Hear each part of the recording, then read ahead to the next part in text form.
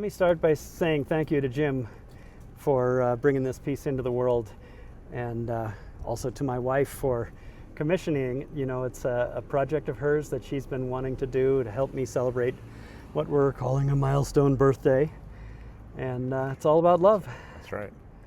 Well, I mean, this is a great situation for me. I mean, we've been friends for how many years?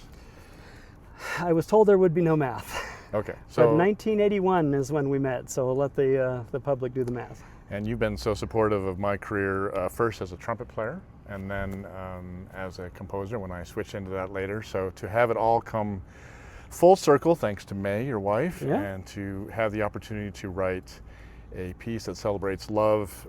We have parental love. Yep, nurturing. We have peer love. Friendships, We have, what's the third one? partner, Partner love. that's May. And then, of course, we have personal love, the fourth movement. So, Yeah, and I like to think of the personal love movement as self-acceptance, Yeah. self-love, willingness to say, I'm okay, and this is how I make my way through the world. Yeah. And that kind of love, I think, really helps you get through the other three.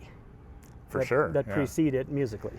And what's interesting to me as a composer was to try to weave those in and out of each other through the music, so that parts of this movement also affect this movement, and parts of this movement also affect this movement, so that we hopefully, like you just said, bring them all together. Absolutely. You know, I think we ought to talk about the friendship movement, because you and I have known each other for so long, and maybe you can describe a little bit what the musical Morse code is. Well, I mean, one of the first things that I remember meeting you, well, the first thing I remember was your gorgeous sound on the trumpet. That's the first thing I remember. But then shortly thereafter, we found an affinity for, should I say bad jokes? Or puns for sure. And we would have little pun-offs. Groaners. Maybe and, is the way to put it. But then I think it was when I was at New England Conservatory, or at sometime around then, that you introduced me to Betty Botter. The tongue twister.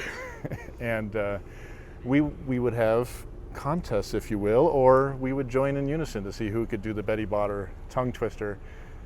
Well, try to do it together, try to do it faster than one another. So I thought it would be fun to actually set Betty Botter to music. And that you did.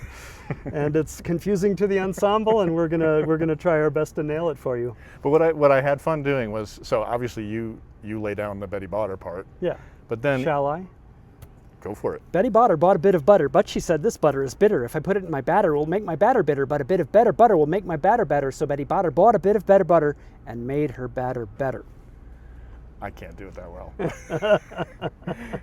So I set that to music, and the fun part is that he lays it down, and then each member of the ensemble kind of takes their turn, either trying to do it, maybe doing it a little slower, more deliberately, maybe a little bit more classically, more refined, if you will. There are some that sense a little bit of frustration even. Exactly. Now And, maybe you could talk a little bit about the movement that I love the most, which is the partner or romantic love movement, because I think you did a beautiful job of sort of telling May's and my story. Well, again, you can thank May for the inspiration coming up with the 4 different kinds of love that I had to set to music. Yeah, this was her plan. This was her idea that she would portray in music one's life journey, Right. And the different kinds of love. Yeah, and so the third movement, the partner love, I really wanted to explore May's Chinese heritage, Yeah. and then partner it, if you will, with your Western heritage. And so we have little hints of the jasmine flower folk song. Yep. Very small hints, something that she used to sing as a kid, if I remember correctly. Yeah, no, she, yes. Yeah, and you tell me she sings it quite well. Yes, she does. She does. And I just love how the two kinds of harmonies combine, and then that little hint of that folk song. It's not overdone at all. It's beautiful. It's just a little evocation of it at the end of that movement. It's very touching. It's gonna be hard for me to play it without getting a little welling up a little bit.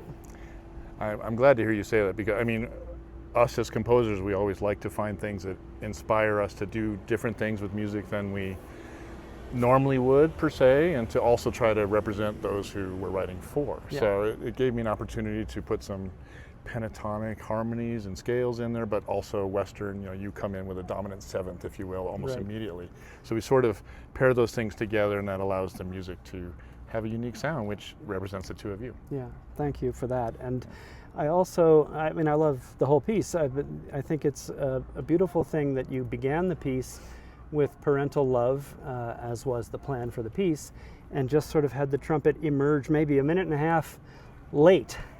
So it's this beautiful, tranquil music, and then finally in comes the human element, if you will, and the nurturing love is apparent in the music to me.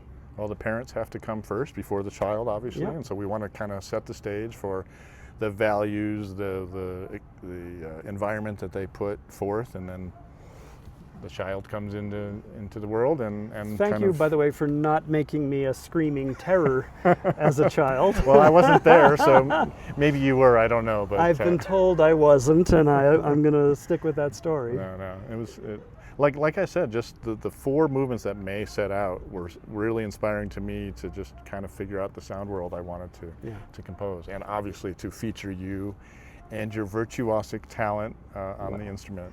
And You're kind in that regard, and I'm going to do my best, and I think our group is going to nail it for our audience and for you, and most importantly for May, because she will be here to hear the world premiere that she is responsible for. So I'm very excited about that, and a little butterflies in my stomach, both from the folk song and otherwise. Very well done. No, it's a great, I'm so excited for this all to come together, and for our friendship to have taken this journey and to arrive here in Boulder at the Colorado Music Festival on Tuesday night, right? Yeah, Tuesday night, the 21st, 7:30 concert, and we're on the first half, and can't wait. Yeah, me too.